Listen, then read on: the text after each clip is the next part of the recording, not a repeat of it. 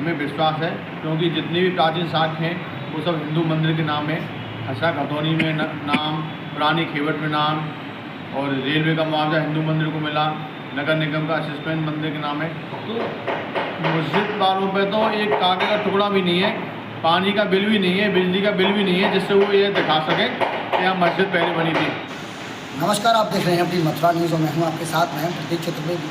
जिस प्रकार से मथुरा में श्री कृष्ण जन्मभूमि शाही ईदगाह का केस काफ़ी वर्षों से चल रहा है और यह मामला भी न्यायालय में लंबित है, तो इसी संबंध में वार्ता करने के लिए हमारे साथ में मौजूद हैं दिनेश शर्मा, जो कि इन्होंने भगवान श्री कृष्ण की जन्मभूमि को मुक्त कराने के लिए पहले अपने जूतों का त्याग किया, चप्पलों का त्याग किया और फिर उसके बाद में अब ये इन्होंने अन्न का त्याग कर दिया और ये दिनेश शर्मा फलाहारी दिनेश शर्मा के रूप में दिखाई दे रही है।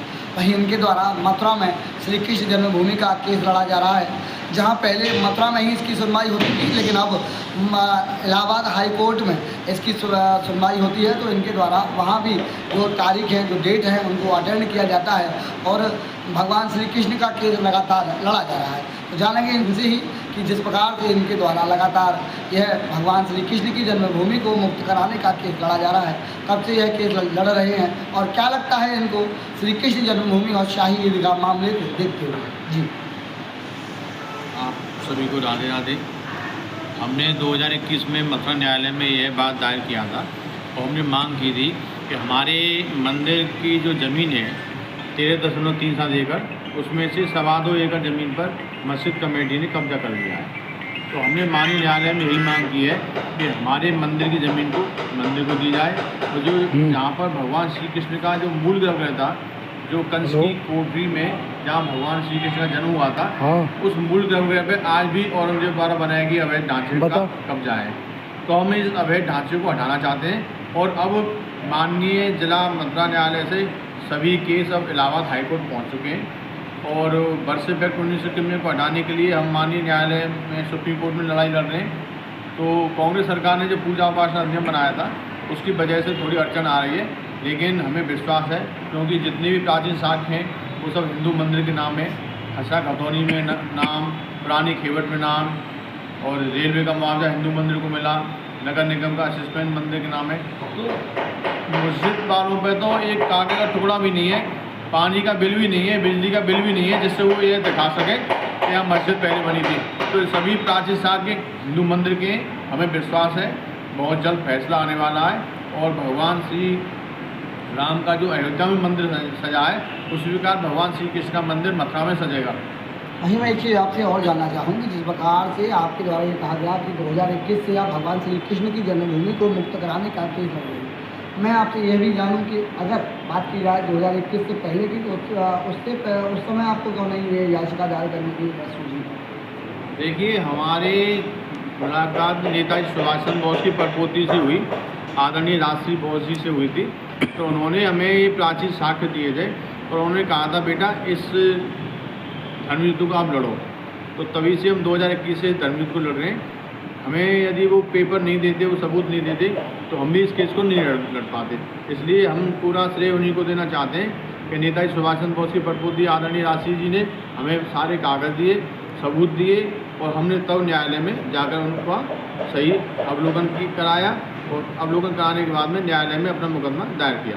वहीं मैं एक चीज़ और जानूँ कि जिस प्रकार से 2021 से आप लगातार केस लड़ रहे हैं इस मामले को, 2021 के बाद में आज 2025 चल रही है, लगभग 4 साल पूर्ण हो चुके हैं। वहीं आप जब इस निर्णय तक पहुंच चुके हैं कि जो शाही ईदगाह कमेटी है उसके पास में कोई साक्ष्य नहीं है, कोई सबूत नहीं है, तो अब क्या लगता है कब तक भगवान श्री कृष्ण की जन्मभूमि मुक्त तो दिखाई देगी?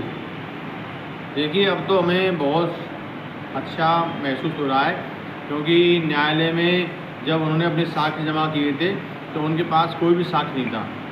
सारे साक्ष्य हिंदू मंदिर के थे और उनके पास बिजली का बिल भी नहीं था।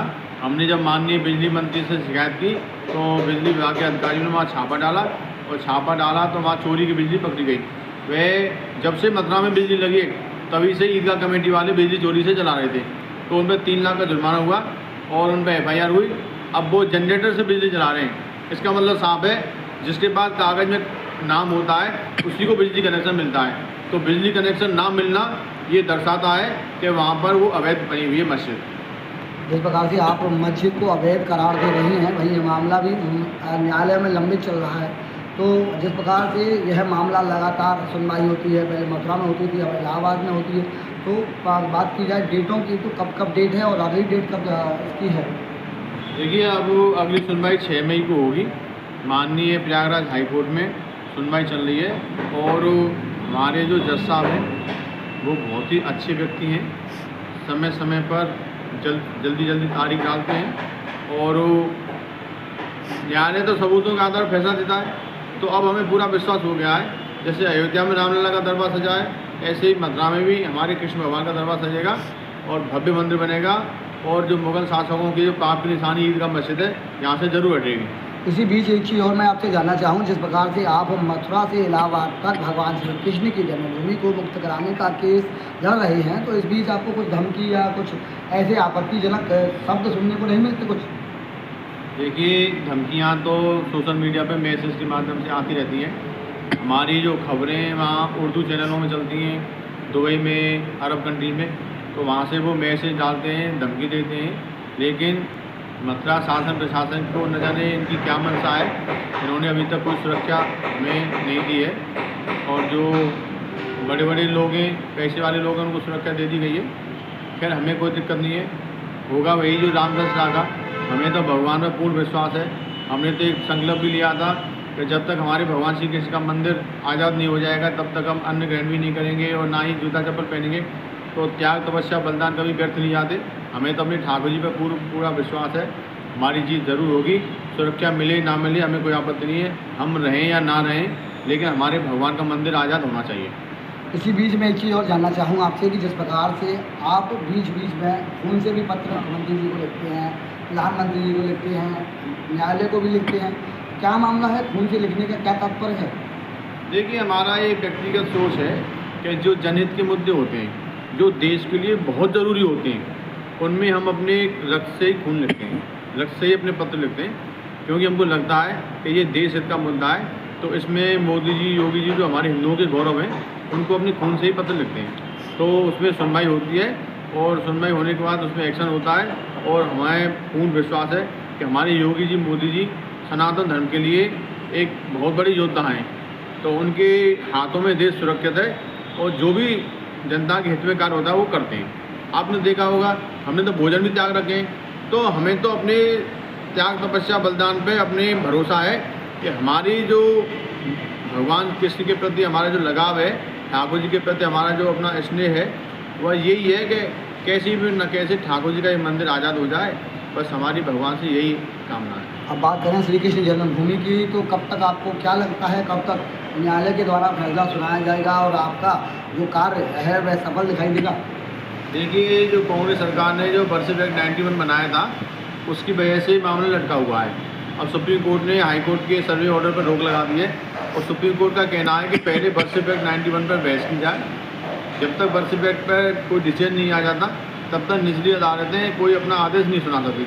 तो हमने सुप्रीम कोर्ट में अपनी PIL दाखिल की थी और बर्सिफ एक्ट 1991 को ख़त्म कराने के लिए हम न्यायालय, सुप्रीम कोर्ट में लड़ाई लड़ रहे हैं। जिस प्रकार से बर्सिफ एक्ट के लिए आपके द्वारा लड़ाई लड़ी जा रही है, तो उसके बाद में ही जो मथुरा श्री कृष्ण की जन्मभूमि है उसका निर्णय है?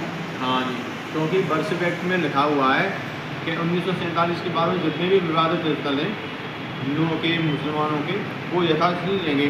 तो कांग्रेस सरकार ने एक ऐसा काला कानून बनाया जिससे हमारे हिंदुओं के मठबंधों की लड़ाई में बड़ी दिक्कतें आ रही हैं। लेकिन हमें विश्वास है, क्योंकि मथुरा वाले केस में बर्सिफ एक्ट 91 प्रभावी नहीं है, क्योंकि यहाँ पर 1947 से पहले भी केस चल चुके हैं और यह अतिक्रमण की भूमि है। यहाँ पर मुगल शासकों ने अतिक्रमण किया था, तो यहाँ पर बर्सिफ एक्ट लागू नहीं होता, यहाँ पर बर्सिफ एक्ट प्रभावी नहीं होता। तो हाईकोर्ट ने भी स्वयं स्वीकार किया था कि बर्सिफ एक्ट 1991 में बहस हुई थी, तो माननीय प्रयागराज हाईकोर्ट ने स्पष्ट आदेश दिया था कि मथुरा वाले केस में बर्सिफ एक्ट प्रभावी नहीं है। तो कुछ इस प्रकार से आपने सुना, यदि हमारे साथ में हिंदूवादी नेता मनीष शर्मा और उनके द्वारा ये कहा गया कि जिस प्रकार से भगवान श्री कृष्ण की जन्मभूमि को मुक्त कराने के लिए इनके द्वारा पहले मथुरा अब इलाहाबाद में केस लड़ा जा रहा है, तो जल्द ही इसका जो फैसला है वह सबके सामने होगा और भगवान श्री कृष्ण की जन्मभूमि मुक्त होगी। कहीं इनके द्वारा ये भी कहा जा रहा है कि जिस प्रकार से कांग्रेस के द्वारा एक कानून लागू किया गया था जिसे बरसे एक्ट 1991 के नाम से जाना जाता है, तो उसको ख़त्म कराने के लिए भी इनके द्वारा लगातार न्यायालय में मुकदमे दायर किए गए हैं और उसको ख़त्म कराने की मांग को लेकर यह आज भी लड़ रहे हैं। वहीं इनके द्वारा ये भी कहा जा रहा है कि मथुरा की श्री कृष्ण जन्मभूमि में यह बरसे एक्ट कानून लागू नहीं दिखाई देता। इनके द्वारा ये कहा जा रहा है कि पूर्व में 1947 से पूर्व में मथुरा की श्री कृष्ण जन्मभूमि के लिए केस लड़े जा चुके हैं और अब भी लड़े जा रहे हैं और जल्द ही इसका परिणाम सामने आएगा। फिलहाल इतना ही। मैं अपने सहयोगी अपनी मथुरा न्यूज़ के लिए।